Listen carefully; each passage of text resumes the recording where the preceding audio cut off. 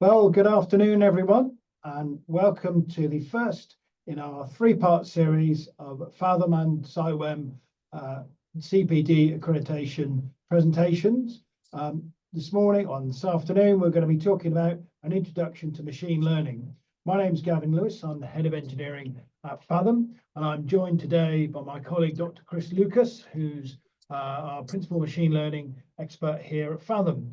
So I'm going to do a very brief introduction into Fathom and who we are, and then I'm going to hand over to Chris to talk a bit about machine learning, understanding the basics, and then putting that into the context that we use within Fathom for our flood models and maps. We will have hopefully about 10 minutes at the end for question and answers for Chris. So next slide, please.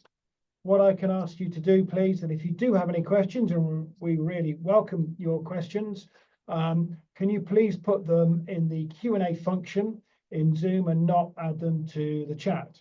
And if they're in the Q&A function, we can have a look at them and ask them. We'll also be providing certificates of attendance shortly after this session will be sent out to you for your CPD catalogue. So we've also provided and set up 3 other webinars with SciWem, and you'll be having links sent in the chat to those previous webinars that we have done around our flood modelling, looking at climate change, on flood risk globally, and compound flooding events. So if you've not seen any of those, please use the links in the chat and go back to view those and accrue your CPD points. Okay, next slide, please. So let's kick off really around why we're here. We are all about floods, and floods are becoming increasingly frequent. Everyone's probably experienced or knows someone that has experienced flooding, and essentially all flooding is very localized, which makes it so difficult to really understand and manage and predict. But when we look at a global scale, we've got over 1/3 of the population is exposed to flooding, making it the most prevalent natural disaster. And so it's really important that we provide data to organizations and to citizens and communities to help them understand the impact of flooding and, of course, how that is going to change in a non-stationary climate. But between 2012 and 2022, we've seen a 30% increase in the insured losses due to flooding. And so this is all going to impact all of us around higher premiums, but also the level of protection that can be provided through insurance. And this is where we get into issues around the coverage gaps. But over the last 30 years, in the US alone, there's been over $12 trillion worth of losses that have accrued. So, it's not an insignificant amount of losses. So that's why it's really important. We need good data to understand the impacts of flooding. Next slide, please.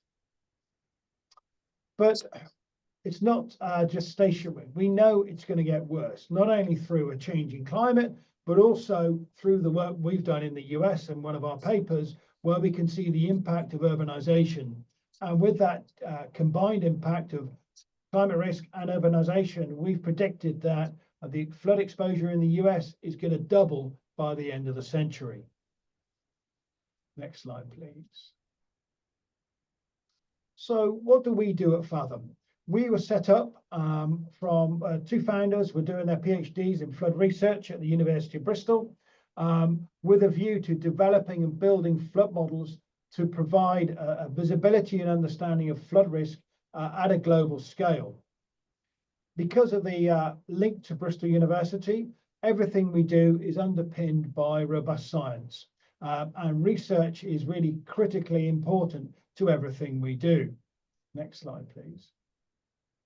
So much so that we've actually produced and published in the world's leading scientific journals over 60 research papers. We make those available to our clients and customers on our website to ensure that they have access to our peer-reviewed papers, to understand our methodologies on how we build our maps and models, but also the validation of those data sets against observed events and also well-known other data sets that we can benchmark our data against.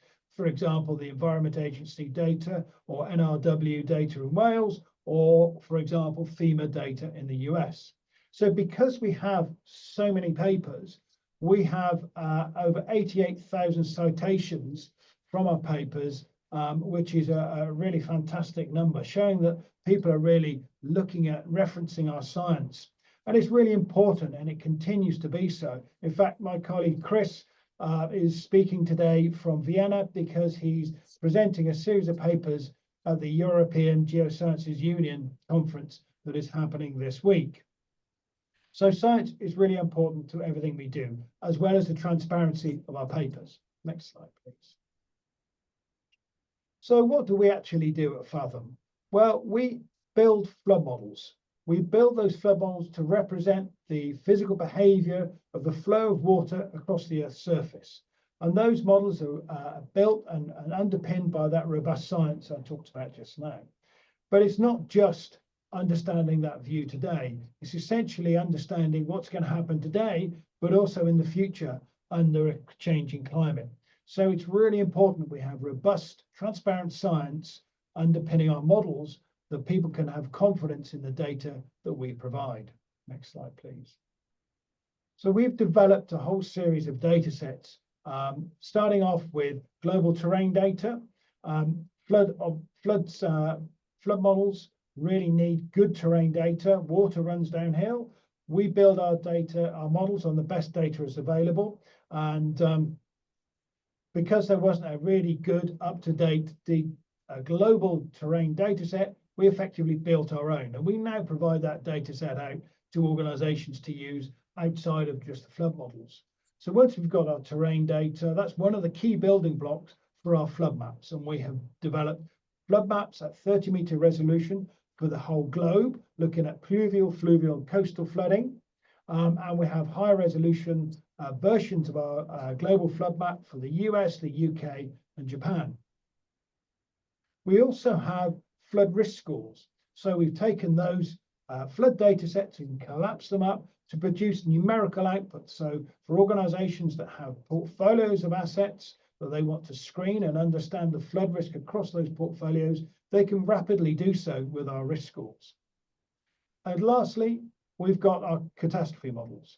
Because of the work we do with the insurance industry, CAT modeling is really important. So we have developed our new global catastrophe model on our flood maps and hazard data sets and vulnerabilities to take our understanding from risk and hazard to actually calculating and defining financial losses due to flooding.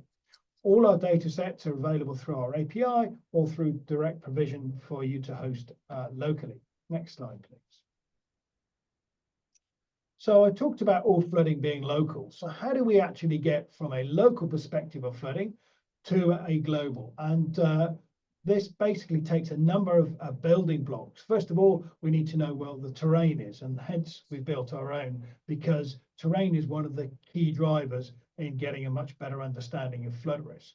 But of course, we need to model how water behaves. So we need to understand where the river channels are and how big they are. And once we understand that, we then need to build statistical models to define the frequency and magnitude of flooding events. Once we understand those extremes of those flooding events, we need to know how that water behaves physically across the Earth's surface. So we have to build really good hydrodynamic models. And then, of course, if we're taking that from a local to a global perspective, we really need some serious computing and automation. And that's been really important in allowing us to scale up our models to a global perspective using automation. And this is obviously one of the things that Chris will be talking about now. Chris. Cool, thanks so much, Gavin. Yeah, thanks very much for joining, everyone. I'm going to have a crack at kind of demystifying the basics of machine learning. So where to start? Well, I think the best place to start is a comparison with what has always been done with kind of traditional programming or computing. So traditionally, you would have some kind of input data, and that input data would be put into a function. So we'd write a computer program and we'd describe a bunch of rules. We'd basically give instructions to the computer to how to process that input data to some output, okay? So we're telling the computer line by line, this is what you do to process the information. So for example, if you wanted a very simple example, this is a doubler, okay? So it's going to take in some number, it's going to times it by 2. We've given it the instruction, and this is what you return. So if it takes the input 4, you get the output 8, okay? And this works for much more complicated examples, just like Gavin just mentioned. If we want to do floodwater modeling, we have a series of data sets, everything from terrain data, meteorological data, a bunch of rules that we know how to process this data. For example, ListFlood, one of the systems we use. We encode all of these different rules on how to process that information, that input data, to get to some output. And that output, in our case, is a bunch of flood maps. But what if we want to do something a bit more nuanced? Okay, not that that isn't nuanced. Let's say we want to try and classify some images. Okay, and I've got a bunch of images of dogs and cats. You can't go to a machine learning talk without hearing about dogs and cats. So here we go. How do I begin to tell a computer the set of instructions on how to go from the input, that image, to the output, the desired label, whether it is a dog or a cat? Is there some mysterious way in which I can introspect the picture and get it to kind of like say, okay, maybe if the ears are floppy, it's a dog, and if they're kind of pointy, it's a cat? I mean, how do you even begin to tell a computer how to do that? Well, the answer is you kind of flip it on its head a little bit. And you say, well, let's use this thing called machine learning. Machine learning says, instead of you telling the computer how to go from the input data to the output data, you instead just give it both and let the machine learning model work out how to translate from one to the other. So we'll have some input, we'll have like a picture of a dog, and we want it to output the answer that is a dog, a labeled dog. And if it's a cat, we want it to answer cat. And there's this machine learning model in the middle, which is going to mysteriously work out how to do that translation for us, okay? So previously, we're instructing the computer exactly what to do. This time, we're just allowing it to work it out for itself. And you do this with lots of pictures of dogs, lots of pictures of cats, maybe even some things that the computer wasn't expecting. And hopefully over time, it's going to do this process of learning to get to the answer we want to get to. So let's have a very, very simple example, the simplest machine learning model I could think of. Let's imagine I've got an ice cream shop and I want to have a model which is going to help me predict how much ice cream I should be making, given there's going to be a heat wave next week, okay? And because I'm a good business owner, I've kept lots of data over the years, and I can see there's a connection between the temperature that there was on a specific day and the amount of ice cream I sold. So the model I'm going to use to try and model this data is called a linear regression. Okay, very, very simply, we're going to try and fit a straight line through this curve, through the points. Now, the equation for a straight line is quite straightforward. Y equals Wx plus B, where X is our input temperature. So this is the thing we're feeding into our model. And we're hopefully going to get some Y out, which is the number of ice creams that I'm expecting to sell. And the thing that we need to learn here are what the values of these two parameters are. So what are the numbers which are going to give me this model which fits the data best? And I'm going to try a bunch of different models, right? This one's clearly too low. It doesn't go through enough of the values. So I move it a bit. I kind of try a bunch of different parameters. And eventually over time, I get to this beautiful model, which goes through as many of the points as possible and seems to fit my data really well. And I've worked out values for these two model parameters, which we call the weight and the bias, which have given me this model that I can now use to do the kind of prediction I want to be able to do. So that's all well and good for this very simple example. But what if we want to do something a bit more complicated? Well, this is where machine learning people went away and said, well, how about we try and copy this thing which we all have, which is a brain? Okay. Then they created something they called an artificial neural network. Now, if you ask some of the Silicon Valley CEOs, they're going to want you to think that an artificial neural network is something like this, some kind of fizzing brain sitting on a computer graphics card somewhere, learning everything. But let's forget that ridiculous idea for the minute. And let's go back to basics. What's a brain made of? Okay, well, the argument was, okay, the brain is made up of these things called neurons. And we have a network of these neurons in our brain. We have millions, I think billions of them. And basically what they do is they take in electrical signals, they kind of process them and fire them out to their neighbors. And the process we've gone through of learning from when we were born all the way through to being able to walk and talk and eat food is adjusting the ways in which these things connect with each other and how they send the signals around our brains so that we can do interesting things. So they said, well, how about we take lots of these neurons and we connect them into a thing called a deep neural network. So each of these circles is one of these artificial neurons. So we have input layer. This is on the far left-hand side of your screen. You can see we've got 4 neurons. So I'm going to give these little neurons here. They're all fully connected to the next layer, which is what we call one of the hidden layers. Again, more neurons, and another hidden layer, and then finally some output layer. So we have all of these kind of artificial neurons, which we've got written up in computer code, and we're going to put some input data in, and it's going to process its way through all of these neurons. They're each going to fire individually and send values to all their neighbors, such that we get some output prediction. And the key thing here is that each of these neurons can be thought of much like our linear regression, the kind of ice cream sales model we had, where every single one of them, more or less, okay, we're not going into full detail here, is pretty much like that little linear regression where it has its own weight and bias. Now, the difference being, when we did the first linear regression, we had a very simple model. We had 2 values we had to change, 2 dials you had to reach into to adjust to best fit our data. We had our W and our B. But now we've got this neural network and we've got hundreds, if not thousands, millions, trillions of these things, if you go to the big, really big models. And now we've got all of these dials that we can turn to better fit our data. So we're no longer limited by this little straight line. We can pick up these really interesting nuanced patterns in our data by adjusting all these dials. Amazing. So we've got our neural network. But the thing that I've kind of brushed over here is, how on earth do you start to set these dials? Well, the process of learning goes a little something like this. So you take a specific example, a random example from your data set, and you put it through your model. Okay, so it goes through the neural network, goes through all the neurons in whatever state they're in. You kind of set them as random at the start, and you get some output. And then crucially, we measure how close to the correct answer did it get. And for those of you that are really interested in machine learning, that's called a loss function. So we define how well the model is doing at its task. And the really cool bit is we then use that information to adjust all of those parameters. And then once we've adjusted them, hopefully it's gotten a bit better at the task, because we've adjusted in the right direction. And we repeat that over and over and over again. And this is the process of learning. But how on earth do you reach into this mad computer full of all these dials and for every single neuron adjust the parameters in the right way to get better at the loss function? You start to have a bit of a panic attack. You have to think about that. Well, there's this very clever trick which was thought up by some computer scientists back in the day, which is called backpropagation. I'm not going to go into detail of what backpropagation is, but in a really brief, oversimplified way, it's taking that signal of whether or not I'm getting the answer, the neural network is getting the answer right, and then intelligently updating all of the parameters so that next time it gets a bit better and we get a bit closer at the real answer. And the trick is keep doing that over and over again, and hopefully you end up with a model that does something useful.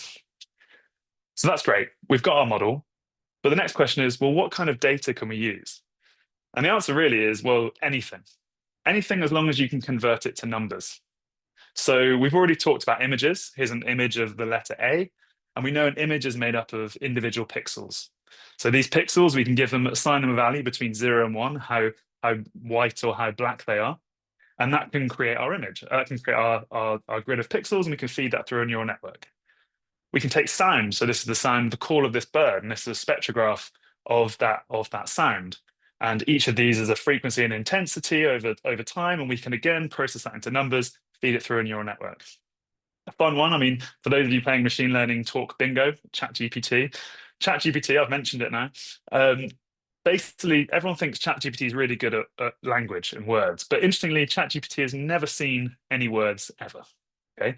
In fact, what you do is the first thing before any information goes into the actual neural network of a large language model like ChatGPT, it gets tokenized. And what tokenization is taking this sentence, Fathom is the best in the world ever, and breaking it down into individual tokens.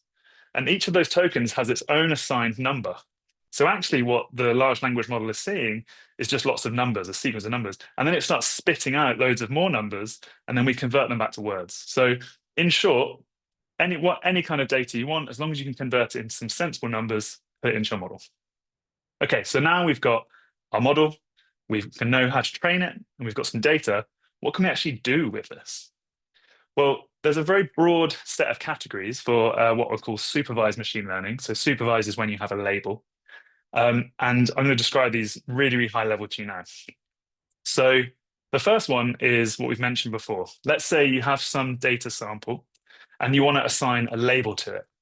Now, this is basically classifying that image or sound or whatever it is into one of many categories. And we call this classification. Now, let's say we have another data sample.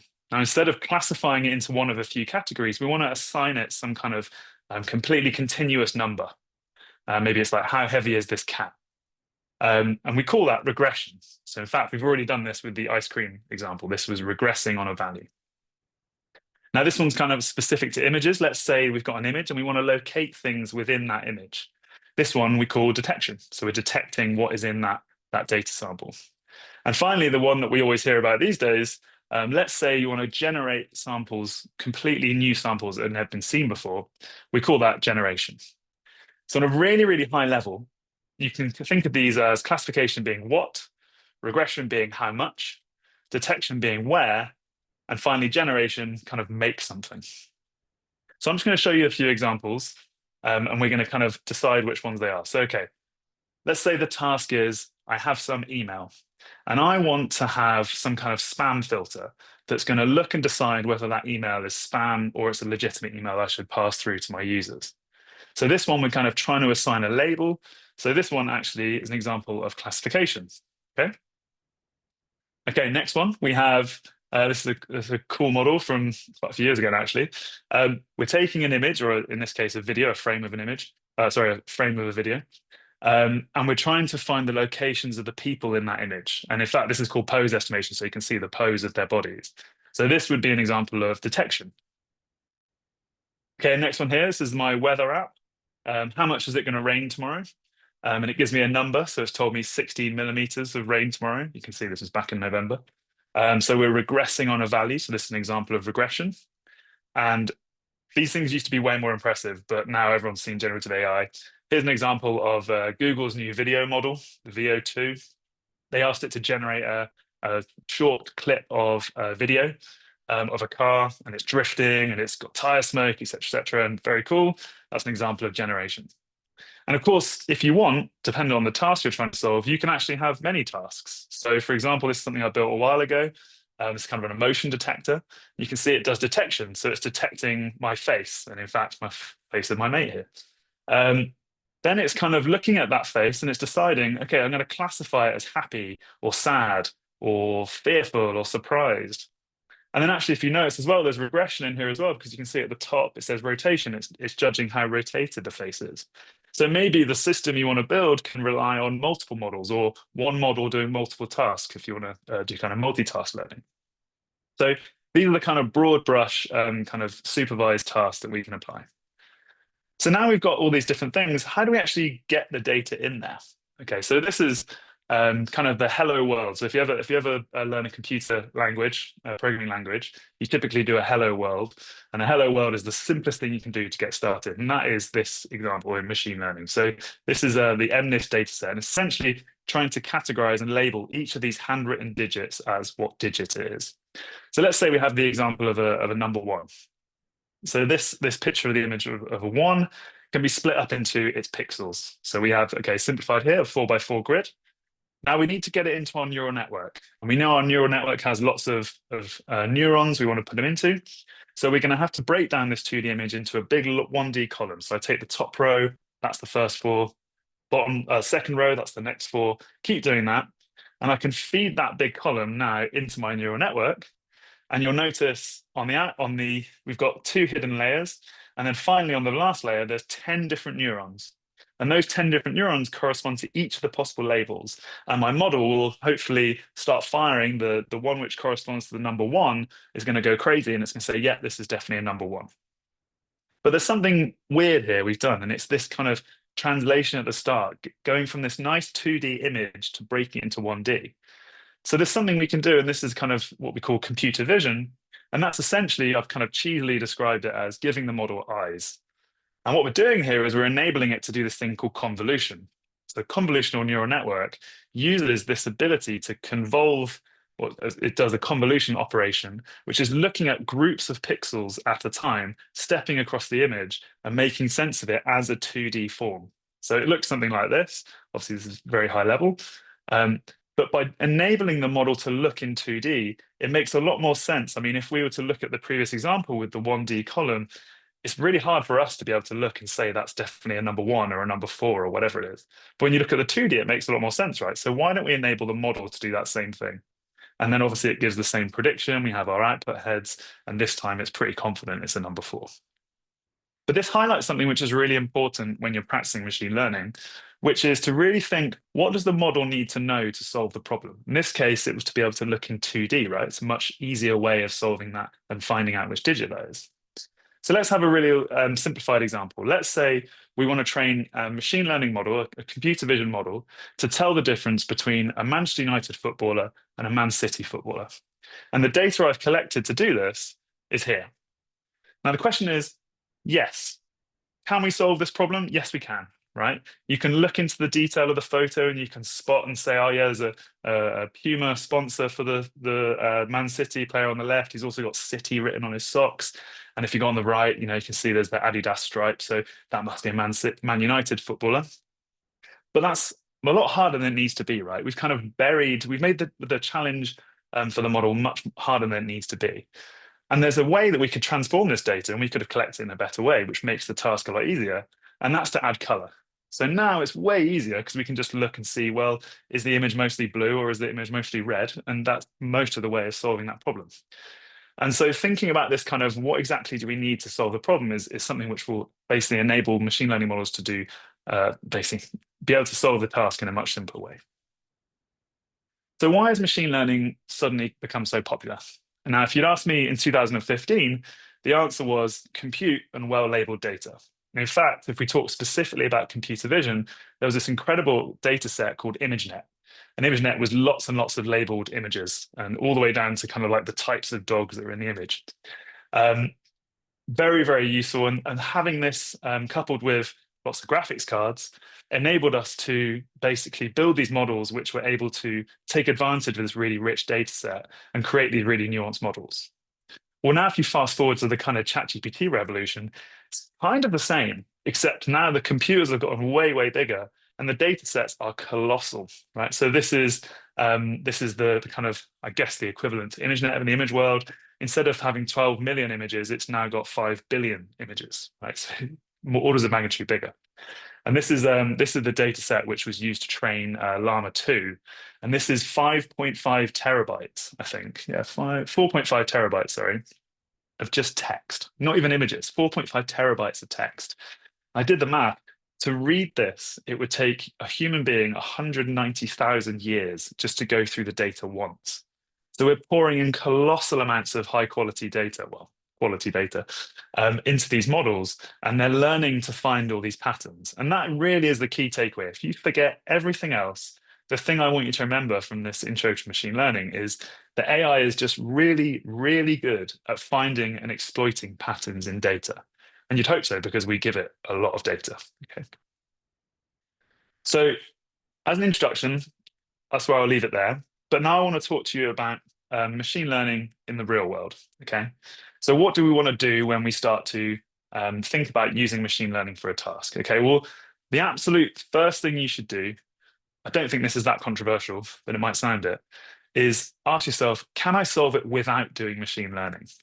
Because machine learning can be great, but it can also be pretty terrible.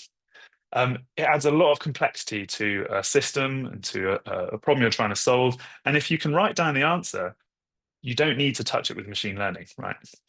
But an example of this is maths. Until recently, these like large language models, this AI overview thing which Google put in, was terrible at maths. Okay, and it did some weird things like recommending that users should eat one small rock a day to get enough vitamins and minerals, or apparently it's illegal to marry your gun in Texas as long as you and your firearm are not related by blood, which is lovely. But it would create these weird images that don't really make sense because actually what it's doing is it's just taking in all of this data and we're not telling it what to learn. It's kind of finding these patterns. And if it finds the wrong pattern, it just does. So machine learning isn't necessarily the best approach for every problem. But if you decide it is, and there's no other way to solve it, then there's a few things you need to think about when you're framing the problem. Firstly, what kind of data can you get?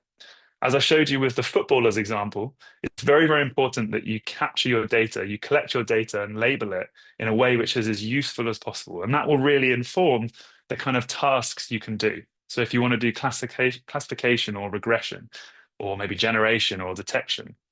And that also tells you, well, what's a useful solution? It's all well and good kind of having a really great accuracy on some artificial test set that you've got from the internet. But when you put it in the real world, what happens? And an interesting thing to think about is, how will I know if the model is solving the problem I actually expect? And this is another key takeaway that I want to get across, is that you should never assume that AI is doing the right thing. A lot of people do, and you don't want to do that. Because it might not be solving the problem that you think it should, or in the way that you think it would.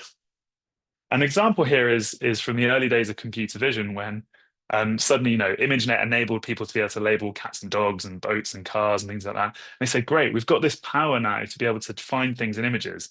How about we turn it to something really useful? And the thing that was quite popular at the time to try and do was to detect cancerous skin moles.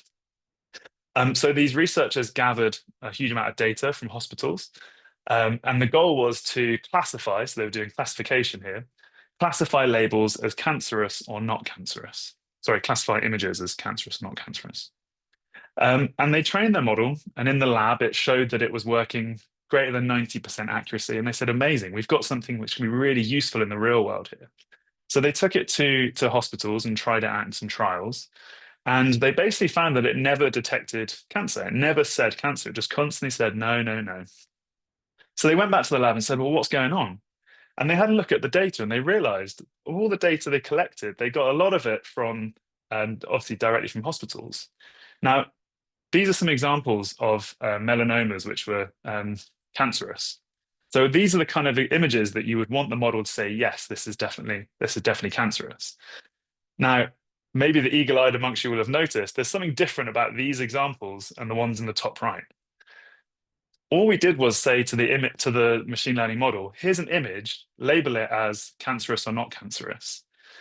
And they assumed that it would be looking at the mole, and it would be doing the really hard task of trying to understand medically what's going on. But of course, the model is just solving the problem in any way it can.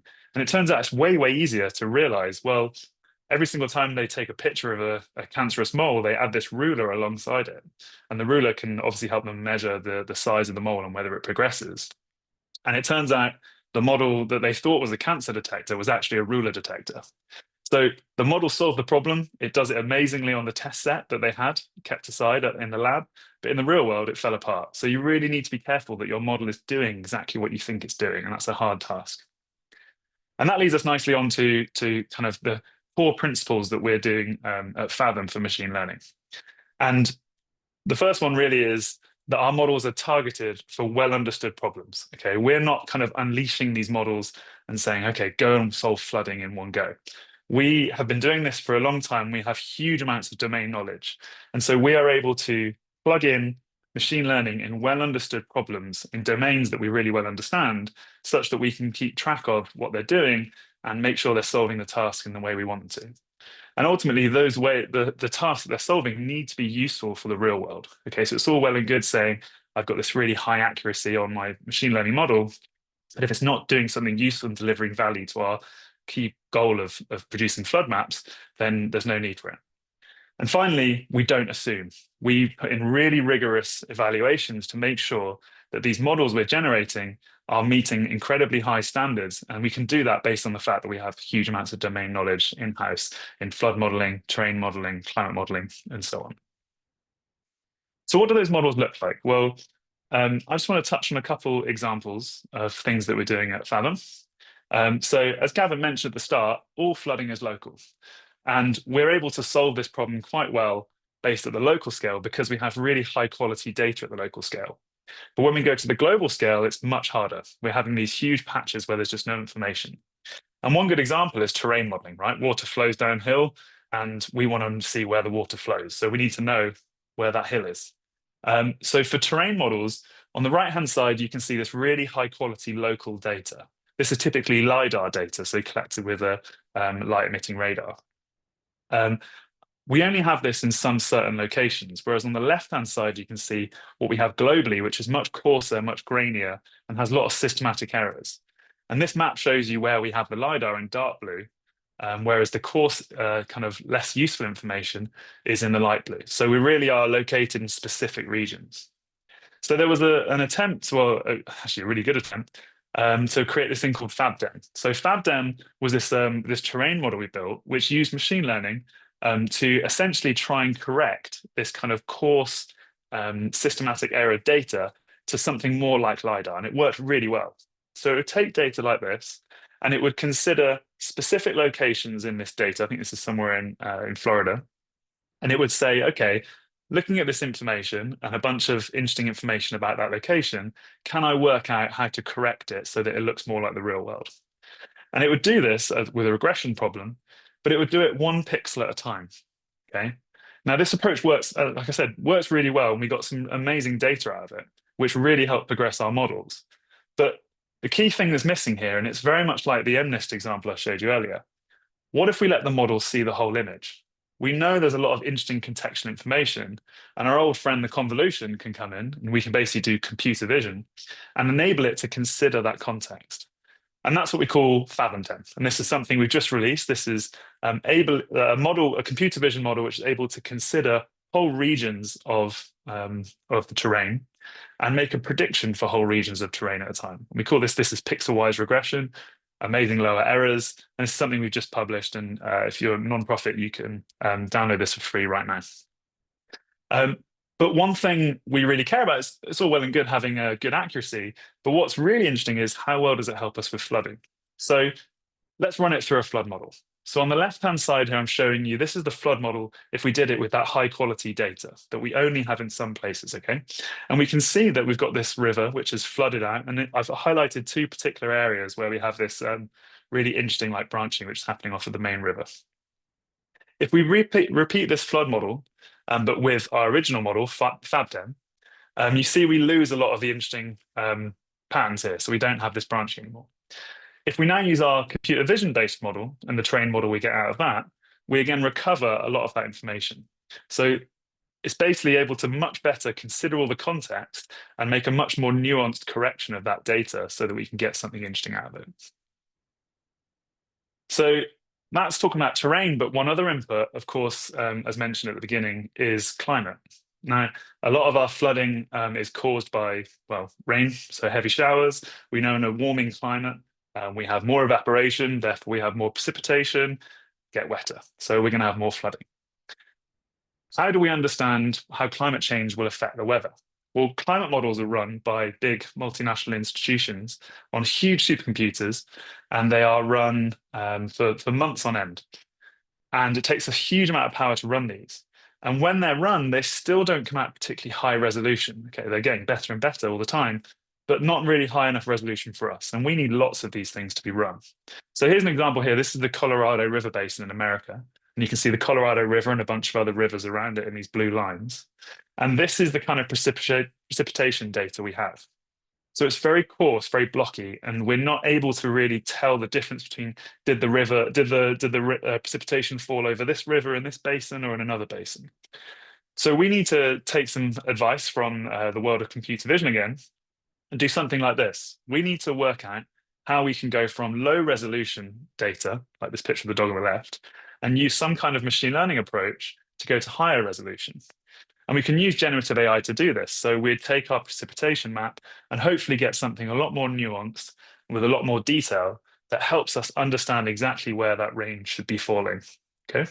And we can do that for many different climate scenarios, and it's significantly cheaper with way less computing power to actually run these high resolution models. So how do these models work? Well, the image diffusion models that we typically see, if you ask ChatGPT to create you an image, what you do is you type in a bunch of text. So draw a picture of a sloth running a marathon, and it generates you an amazing picture that's never been seen before. It's completely generated out of nothing. Well, actually, it's generated because it's seen lots of examples of data like that. So what we want to do is we want to take a climate model And we want to, instead of giving it text, we want to give it a lot of low resolution climate data from all of these climate ensemble models, which are created by these huge institutions. And hopefully we can learn a model which will output some really high resolution precipitation fields, which are going to give us that much more nuanced view of what's happening across different regions in the world. So how well does this work? Well, I haven't got time to go through all of these, but I just want to include them because they look quite cool. But basically, we can do this pretty well. We are able to get incredibly low biases on our precipitation and start to see all kinds of really interesting qualitative effects, like more rain dropping when it drives water off of the coast and up mountains, and it's very promising to see. So we're actively working on this to kind of try and progress this and work with more and more climate scenarios into the future so that we can use this to drive the flood maps that we're creating and hopefully improve our products. So that leads me nicely onto the future. And specifically, I want to talk about machine learning and hydrology. So what exactly is hydrology? Well, hydrology is essentially the study of water, so and where it is moving and how it transports around the Earth. So the key question we're asking here is, how much water is going to be in this river at a given time? And we work that out by considering the amount of rain which has fallen and on what kind of terrain.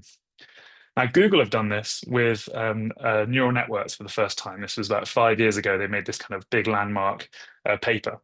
And they created this very helpful and very well-received thing called Google Flood Hub. So where in all these locations across the world, they're able to predict the onset of potential flood situations based on the kind of conditions which have been happening in the last few days. And they do this with a nice model called an LSTM. So LSTMs are a type of neural network which are able to consider sequences of data and produce sequences of data. Now, this is all really nice. The approach they've done, though, is actually very, very simple. And it's amazing that it works that well. And it kind of highlights just how much work we have to do to kind of catch up with these kind of machine learning models. They use an approach called a lumped approach. So this is a catchment. So we have a river which is all flowing into this one little black point at the bottom. And the catchment is everything upstream of there. So we can basically say how much precipitation has fallen into this catchment over the last few days. What are the kind of climatic conditions in that catchment? What are the terrain, soil moisture, et cetera, et cetera? And how can we then work out how much water is going to be at that black point on that river? It's a very simple approach. And what we want to do is start to consider something a bit more nuanced. And we're attempting to work out ways to add a bit more realism to that. And that would be moving to a more distributed approach, where hopefully we can start to consider the different areas of the catchment. Rather than this just one big kind of amorphous block of catchment, we can start to break up that lump into slightly more interesting, nuanced regions. But there's a difficulty with this. And the kind of big difficulty is river data. So while amazing strides have been made in the field of hydrology, especially in the last 5 years, river data is actually nowhere near as ubiquitous and high quality as I thought it would be, coming from the kind of machine learning world. So river flow is measured at specific gauges, often by chaps like this. So this is, I think, from the 1800s, I think maybe also on the Colorado River. I'm just assuming he's a poorly paid PhD student because most of this work is done by those people. He's been winched over the river and he'll drop this small device into the river and measure the flow happening at that specific time. And they'll do this over and over again, every other day, for example, for a period however long. And they will collect this data and log it. And this is the data we have. So we have it in one specific location for an arbitrary number of days. Now, things have gotten a bit more advanced since then, but still, if we look at, I mean, there's an example, this is the Global Runoff Data Center. This is an example of all of the gauges they have in the world, and there's only 11,000 of them. Now, if you think of how many rivers there are in the world, there's considerably more than 11,000. And we potentially only have 1 or 2 gauges on the rivers which we have gauged. And even then, we don't really have that much data. And some of it's intermittent, some of it's only a few years long. Like I think the red dots here are the gauges which we have less than 10 years worth of data. So when it comes to doing things like machine learning, we're really far away from that point where we can start to unleash the power of these pattern finding models on this data. And so constantly there's amazing strides being made in the collection of this data and the finessing of this data. But there's one that I'm in particular very excited about, and that's this mission. It's a joint mission between NASA and I think the European Space Agency and the UK Space Agency, and it's called SWOT. So SWOT is a satellite which is in a polar orbit around the Earth. And every single roughly 11 days, it's overpassing different areas and it is measuring the altitudes of water, so the heights of water. And you can see as it goes across, it measures all of the heights of the ocean, and then it hits the land and it starts to detect the rivers and it starts to detect the lakes. And it's collecting essentially the same information that we had from those river gauges, except for these huge swaths of land and on a really regular occurrence. And this is incredible because now we're starting to build up this data set and this really, really detailed and nuanced history of what is happening to water, whether it's oceans, whether it's lakes, whether it's rivers. And you get to do some amazing plots like this. This is a recent plot from the SWOT mission mapping all of the lakes in the world. And this has never been done before.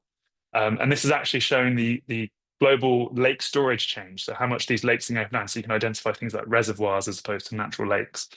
And what's really cool, I love from this, is that if you look at Canada, just in Canada alone, there's 1/3 of the world's lakes, which just was a fact that actually wasn't ever measured before. So that's really cool.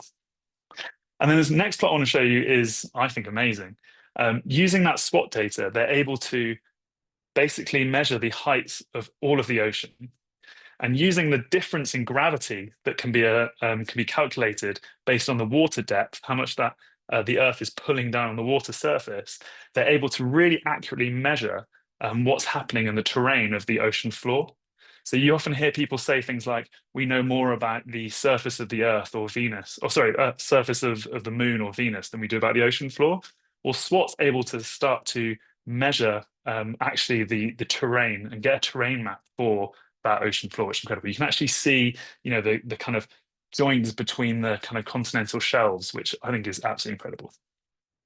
So I actually think that we're now getting to the place where with missions like this coming online, and there are many that have been done, and we're kind of building up this huge mass of data, that machine learning back in the day really waited until ImageNet came along and even bigger data sets since then to be able to unleash its power. I actually think we're getting near that point now for hydrology. So it's a very, very exciting time to be in the field.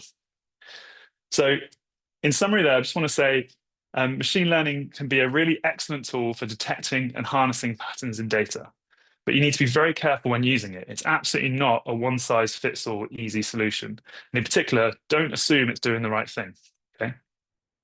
Machine learning for science is a huge field. I mean, at this conference, and it's incredible every single day, learning about all these new things which are being done in climate, atmospheric sciences, hydrology, geoscience. It's amazing. And it's having huge applications, especially in flood modeling, which is something that obviously we work in and very, very excited to be part of. And finally, this field in particular about hydrology, I think it's actually heading towards this ImageNet moment, and I'm very excited to be part of it. So on that note, I think we'll go on to a poll, but thanks very much for listening.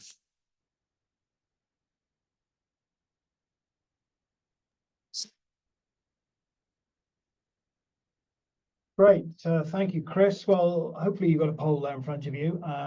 Chris has gone through a lot of stuff in the last sort of 45 minutes. So hopefully some of that will resonate with you, and please provide your responses to the poll. Chris, could you go to the next slide, please? So whilst you're filling in your answers to that, I'd just like to draw your attention before we get into the Q&A session to please, if you do have any questions, put them in the Q&A panel, and we've got a few coming through, which is brilliant. Thank you very much. We'll deal with those in a minute. But firstly, I'd just like to remind you that this is the first of a three-part series of CPD webinars with CyWEM, and you can see on your screen in front of you the second and third such webinars. The second one on the future of terrain data and looking at machine learning and how we model our planet. And this will expand on some of the subjects that Chris touched on earlier. And the third one in October is really unlocking the power of global flood maps and how we can advance our understanding of flooding with machine learning. So some really good, interesting stuff there. I would also say that Chris and I will be presenting at the Flood and Coast Conference in June at Telford, and talking about similar subjects. So if you are there, please do come along and say hello to us. Okay, so let's get into the questions, and thank you for all of those that you've sent. Chris, I've got a first question here. This is from Derek. How can your models introduce biases or hallucinations? Yeah, it's a good point. I mean, we're all very aware with generative modeling, for example, ChatGPT, as I keep mentioning, that it can just kind of make up these answers. But I think it's important to remember that these kind of models are gigantic, and the scales of which they're being trained are colossal. Um, the models that we train are many, many orders of magnitude smaller. And we're much better able to understand the nuances of what they're doing because we can, like I said, we have this domain expertise to be able to really put these models through their paces once we train them. So they're much more manageable. And yeah, like I said, having the domain expertise and being able to set up kind of gauntlet of tests that we want to run on every single one of them allows us to have that confidence that they're doing sensible things and they're making the answers that we kind of hope to and expect to see. So yeah. Okay, thank you. Next one, how do you know what your models are doing and how do you trust them? I mean, it's kind of the same answer. For example, so we our work in the climate precipitation downscaling, we have some incredibly talented climate modelers, which I'm very fortunate to be able to work with, who we're able to consider the outputs of these models in not just kind of quantitative ways, kind of, okay, is the accuracy increasing or decreasing or whatever it is. We're actually able to look and see whether we're seeing the kind of patterns in the data that we want to see. So I mentioned really briefly in the slides we have this kind of mountain range off the south coast of, I think it's Utah, and you have this kind of moist air coming in off the coast, and as it drives up the mountain, we want to start to see precipitation, and we can actually look for these kind of qualitative effects, which we can spot in our data that model has just managed to work out on its own. And so it gives us a lot of promise, basically, that they're doing the right thing and they're making these sensible decisions. But of course, that's not always the case, and we need to be very aware that we can only measure so much. So yeah, it's a great question. So I've got a really good question here from Hannah. What are you hoping to improve in your modeling in the next couple of years using ML? What would you like to improve with ML that maybe isn't possible just yet? Yeah, it's a great question. I think so. Like one thing I mentioned, I mean, there's obviously the more complicated answers. For example, the SWAT mission. Like producing these kind of time series of data that we've never had before. That gives me a lot of confidence that maybe, not even necessarily to train models, because we'd need a lot of data for that, but even just to help us evaluate and make sure that the current approaches and the models we are using are doing the right thing. And these don't have to be machine learning models. We can still use that data to kind of assess how well they're doing.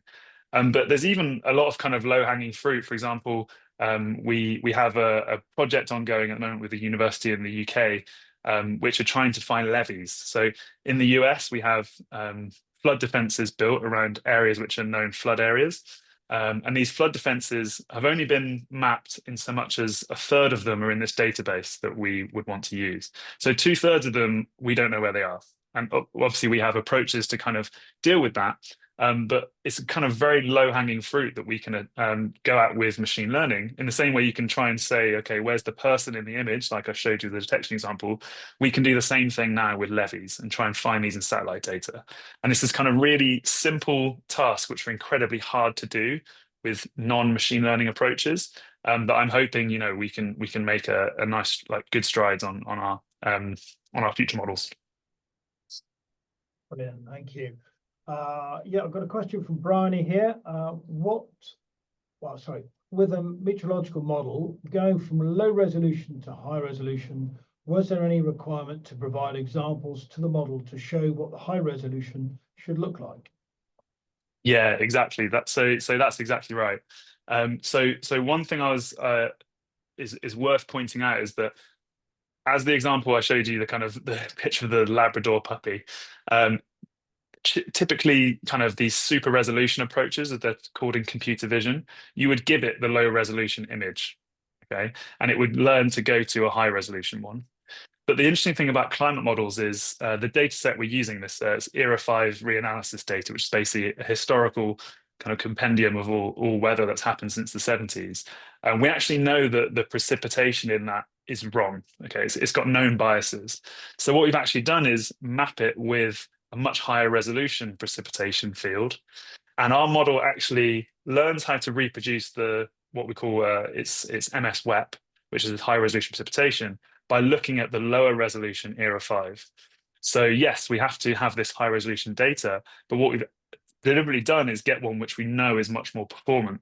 And this is with the goal of hoping that it's going to produce much less, well, way less biased precipitation in the end. So yeah. Oh, thank you. Right, a question from Vicky. Do you think human input will disappear for tasks like flood forecasting, or will it always be needed? Quite a pertinent one there, I think. That was a great question. I think um, I'm going to answer not just for flood modeling. I'm going to be bullish and say for pretty much everything. I don't think there are many things where AI will replace humans completely. And I think it's actually the wrong way to look at AI tools and machine learning tools. Well, the right way to look at it is that it's a tool. It's not doing a job. And maybe long way in the future, we may get to a place where suddenly these autonomous things that Silicon Valley people keep telling us are around the corner are going to start to do these tasks. But I think we're a long way from that. And the best thing to do is to use it as a tool with the limitations I've outlined, knowing them and putting it in the hands of experts to help them become more productive. I don't think we're going to be replacing flood modelers for quite a while yet, put it that way. Well, that's good to know. Otherwise, you get lynched when you get back to the office. So, okay, so a question from Michael. I think it's quite a broad one. Have you validated the results of the analysis? I guess that's probably about the precipitation downscaling, maybe. And the answer is yes, we are constantly validating the results of the analyses. Like I said, one of the great things about being in Fathom is that there's a lot of very smart people with lots of history and experience working in these fields. So it's not like, I am not a climate scientist traditionally. I'm not a hydrological modeler. I'm coming in with a set of tools which can help those people do this task. So when it comes to the analysis, the people I work with are much better placed to be able to do those analyses, which are way more nuanced and way more effective than I would ever be able to do. And so that is the main thing. We spend pretty much all our time selecting data, making sure the data is high quality, but then setting up the evaluation that we need to do. And we spend way less time doing the modeling because really those are the two places where most of the result is going to come from.